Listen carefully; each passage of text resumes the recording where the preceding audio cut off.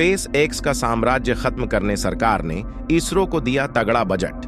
अब अपना इसरो बना रहा ऐसा तूफानी रॉकेट जिसके जरिए भारत जाएगा मंगल से भी आगे, अंतरिक्ष से हासिल करेगा कुछ ऐसा कि इकोनॉमी में आएगा बेतहाशा उछाल। दोस्तों, अंतरिक्ष की ताकत में दुनिया में अमेरिका को काफी आगे माना जाता है। अमेरिका की अंतरिक्ष एजेंसी नासा के अलावा स्पेस एक्स जैसी कंपनियां भी हैं जो कई मामलों में नासा से ज्यादा ताकतवर हैं। स्पेस एक्स सबसे पहले रियूजेबल रॉकेट बनाकर अंतरिक्ष की दुनिया में बेहद आगे निकल गया है, लेकिन आज के दौर में मौजूदा भारत सरकार इसरो की ताकत को बढ़ाने के लिए दमदार से काम कर रही है और ताबड़तोड़ बजट इसरो के मिशन के लिए दिया जा रहा है। इस बजट का ही नतीजा है कि इसरो बहुत बड़े बड़े मिशन तैयार कर चुका है। सरकार ने 4 बड़े अंतरिक्ष अभियानों को मंजूरी दी है जिनके लिए 31,773 करोड़ का बजट दिया गया है। इसमें गगनयान के लिए शुरुआती तैयारी के लिए 9,023 करोड़ का बजट भी शामिल है।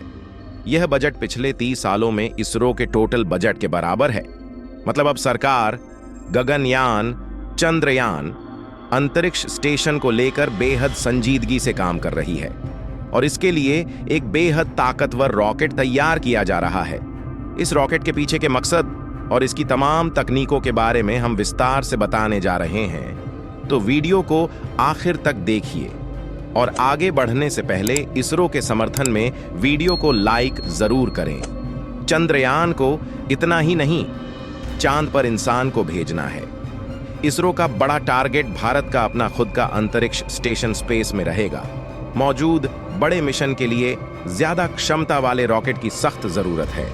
इसरो का लक्ष्य केवल चंद्रयान 4 नहीं है, बल्कि इसरो का लक्ष्य है चांद पर इंसानों को उतारना, जबकि भारत अपने अंतरिक्ष स्टेशन और गगनयान पर भी जुटा हुआ है।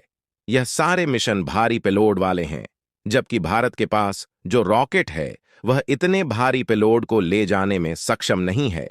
हालांकि भारत इसके लिए तकनीक का इस्तेमाल करने में सक्षम है, जिसके तहत वह अलग अलग लॉन्चिंग के द्वारा पेलोड अंतरिक्ष में ले जाता है, जहां वो तकनीक के जरिए इन्हें जोड़ता है। लेकिन भारत अब ऐसे मिशन लॉन्च करना चाहता है जो मंगल से आगे की यात्रा कर सके। ऐसे मिशन के लिए भारत के पास फिलहाल कोई रॉकेट नहीं है। इसी वजह से वह NGLV यानी नेक्स्ट जनरेशन लॉन्च व्हीकल, ये भी रॉकेट तैयार कर रहा है। भारत अपने अंतरिक्ष मिशन से अपनी इकोनॉमी को भी मजबूत बनाना चाहता है, इसका फायदा उठाना चाहता है। भारत अपनी अंतरिक्ष ताकत से कैसे अपनी इकोनॉमी को भी अंतरिक्ष की ऊंचाई तक पहुंचाने में कामयाब होगा, इस बारे में हम आपको आगे बताएंगे। लेकिन इससे पहले हम NGLV रॉकेट के बारे में हम आपको बताना चाहेंगे। NGLV lower earth orbit तक 30 टन के पेलोड ले जाने में सक्षम होगा। यह 3 स्टेज का रॉकेट है। यह 10 टन के पेलोड को जियोस्टेशनरी ट्रांसफर ऑन ऑर्बिट तक पहुंचा सकेगा। रियूजेबल होने की वजह से यह दूसरे रॉकेट की तुलना में बेहद किफायती होगा। इसकी लंबाई 92 मीटर होगी, जबकि इसका वजन 1094 टन होगा। इस रॉकेट में ऐसे एडवांस एविनिक्स का इस्तेमाल किया जा रहा है जिससे रॉकेट को कंट्रोल करना बेहद आसान हो जाता है। इस रॉकेट के लिए एलॉय एक्स मीथेन इंजन का इस्तेमाल किया जा रहा है, जिससे स्पेस में ही इसे रिफ्यूल किया जा सकेगा, जबकि विपरीत हालत में भी मिशन सुरक्षित रहेगा। इस रॉकेट में 9 इंजन का सेट लगाया जा रहा है, जो इस रॉकेट की विश्वसनीयता को बढ़ा देता है। हैवी पेलोड की वजह से इसके फ्यूल टैंक को भी बेहद विशाल बनाया गया है, जिससे लंबे में कोई दिक्कत ना आए। इसकी असेंबलिंग हॉरिजेंट इंटीग्रेशन में की जा रही है, जिससे लॉन्चिंग की तैयारियों में एक्स्ट्रा टाइम स्पेंड ना करना पड़े। इसका प्रोपेलेंट फीड सिस्टम इतना एडवांस होगा कि जिससे इंजन तक फ्यूल पहुंचने में कोई दिक्कत ना हो और रिक्वायर्ड थ्रस्ट जनरेट हो सके। इस रॉकेट के कामयाब होने के बाद भारत को भारी पेलोड वाले सैटेलाइट के लिए स्पेस एक्स पर निर्भर नहीं रहना पड़ेगा। एक रियूजेबल रॉकेट के तमाम कंपोनेंट को दोबारा इस्तेमाल किया जा सकता है, जिसकी वजह से इसे दोबारा बनाने का खर्चा कम हो जाता है।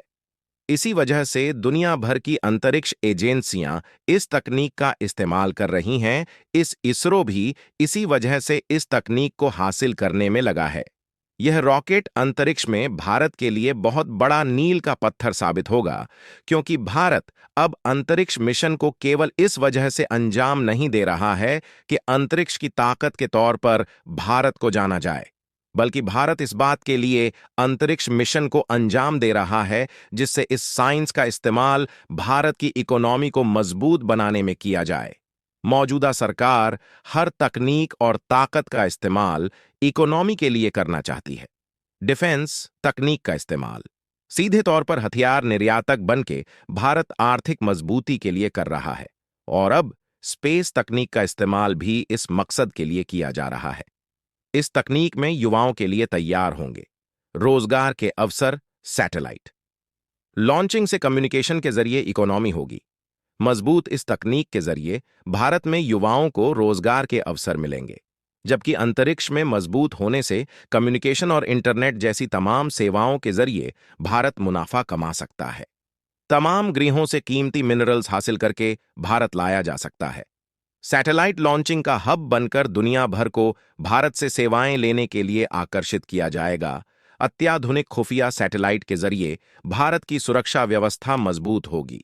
भारत में एक जबरदस्त तकनीकी का माहौल बनेगा, और एजुकेशन में भी अंतरिक्ष सेक्टर में स्टूडेंट जाएंगे, और इसमें साइंस के लिए इंटरेस्ट बढ़ेगा, और अत्याधुनिक सुविधाओं से लेस यूनिवर्सिटीज कॉलेज खुलेंगे।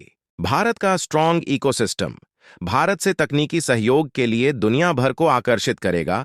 दुनिया भर के देश अपने अंतरिक्ष प्रोग्राम के लिए भारत से मदद लेंगे। भारत को दुनिया की सारी सीक्रेट खबरें सैटेलाइट के जरिए पता हो, जैसे कि आज अमेरिका को पता होती है। भारत अंतरिक्ष में ताकत के दम पर साइबर हमलों को रोक सकेगा, जबकि अपनी जरूरतों के हिसाब से किसी भी देश की सीक्रेट पता कर सकेगा। जबरदस्त और फास्ट इंटरनेट स्पीड भारत के लोगों को मिल सकेगी। अंतरिक्ष में हर प्लेनेट में सबसे पहले भारत पहुंचेगा। चीन और अमेरिका की स्पेस आर्मी से मजबूत भारत की स्पेस आर्मी होगी। इसके लिए भारत तीनों सेनाओं के साथ मिलकर काम कर रहा है। एक ऐसा मजबूत सिस्टम तैयार किया जा रहा है जिसके तहत तीनों सेनाओं के ऑफिसर और इसरो मिलकर अंतरिक्ष में मजबूत सिस्टम बनाएंगे। मिलिट्री सैटेलाइट का विशाल नेटवर्क खड़ा करेंगे, जिससे भारत को अपने दुश्मन की हर हरकत का पता रहेगा, और उन इलाकों में जहां सेना का जाना बेहद मुश्किल होता है, वहां भी दुश्मन कोई हरकत नहीं कर पाएगा, क्योंकि भारत को सैटेलाइट के जरिए सारी खबर मिलती रहेगी, और अगर दुश्मन कोई हिमाकत करता है तो उसे तुरंत जवाब दिया जा सकेगा। इसरो हाइपरसोनिक उड़ान के लिए भी काम कर रहा है। अगर रो इसमें कामयाब होता है तो फिर भारत के हाइपरसोनिक मिसाइल बनाने का मिशन भी कामयाब हो जाएगा, जिसके लिए डीआरडीओ अलग से काम कर रहा है।